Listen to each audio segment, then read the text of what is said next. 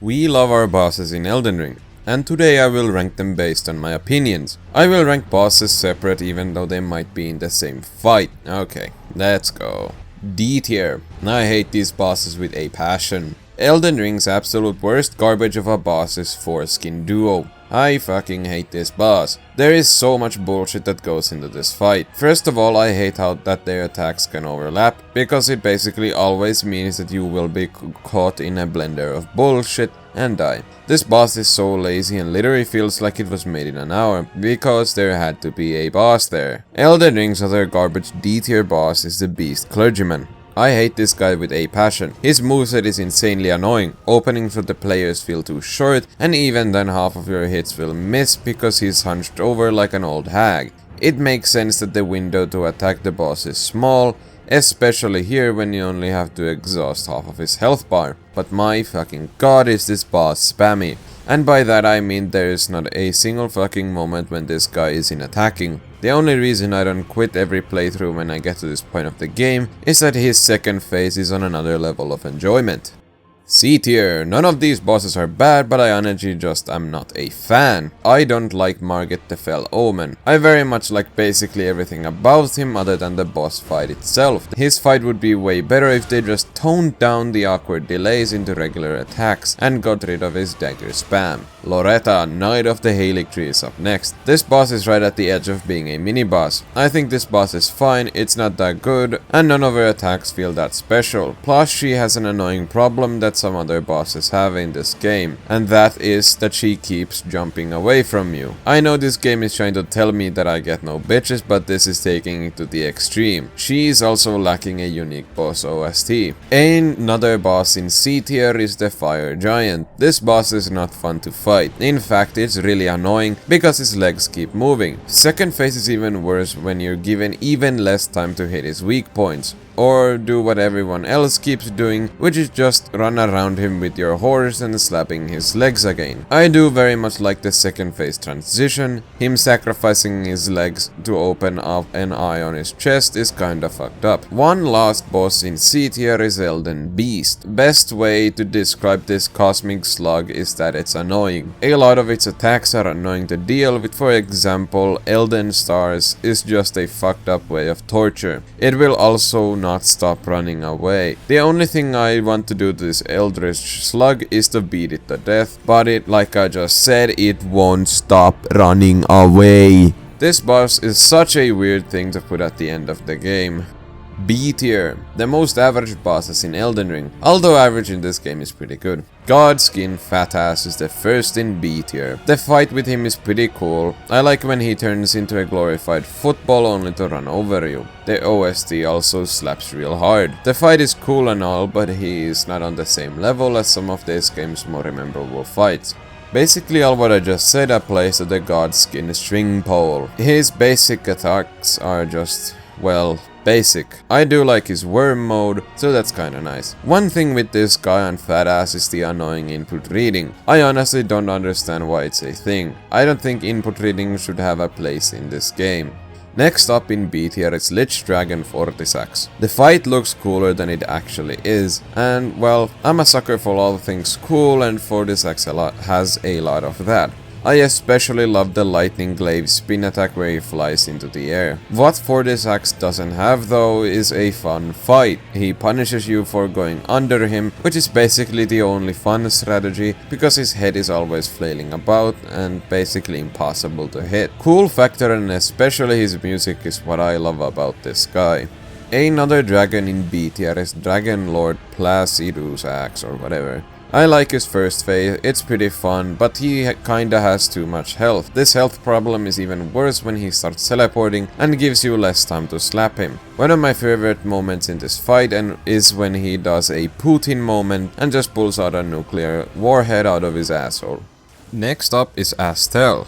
I like Astel and the way he looks. Generally his moveset is not very difficult, but is still full of surprises, like his teleportation grab attack where his clones try to snatch you. One thing I really like about this guy is that he kinda looks like cosmic anal beads. Renala is also in B tier. Her fight is fun, but is more of a small roadblock than an actual boss fight. Yes, the second phase is nice and all, but like all the women in my life, she also just keeps running away from me. The magic spam also gets a little annoying after the 50th time she does it. The fight itself is fine, but mostly ends in a minute or two. Last one in B tier is Elemer of the Briar. His telekinetic sword is pretty cool, but that's kinda it. His attacks aren't very special, mostly your average slashes and stabs. He also just doesn't have a unique boss OST, which is really sad, because otherwise this boss would be pretty good. A tier. These are bosses I like very much. First in A tier is my favorite snake guy, Rykard, Lord of Blasphemy. I fucking love this guy's voice acting. I have no good way of describing it, but gloopy is probably the best way. The fight with Rykard is a visual feast. It's also just fun to dodge his attacks, and his OST sounds like literal hell, which is pretty cool. The Serpent Hunter also just elevates this boss fight to a completely different level. I would give him S tier, but the fight isn't that deep. Another really fun boss in A tier is Radagon. His general aesthetic is cool and his OST is fantastic. A pretty small nitpick I have with this guy is his hammer slams, because sometimes the explosion catches you when you clearly dodge the hammer swing itself. Otherwise, Radagon has a shit ton of attacks and random combos, which I really like. Malenia is up next. I really tried to convince myself that this is an S tier boss, but after beating her without upgrading my weapons and character, I realized she does not stop attacking. She gives fair openings, but too often it feels like you have to dodge for a minute to get a single one. Music is pretty good and dodging her attacks does feel satisfying. I also like her aesthetic. I can't believe I'm doing this, but Godric is beside Malenia here. Godric's fight is a fun battle of mostly just outspacing. I don't know what it is about this fight I love so much. I just find it insanely fun. My favorite part about this fight would be him screaming as he cuts his hand off. That is some good voice acting. And of course, him grafting a dragon head to his arm is very cool. His OST is also really good. I'm a bit sad that he didn't have a bigger role in this game, as he was hyped up a lot.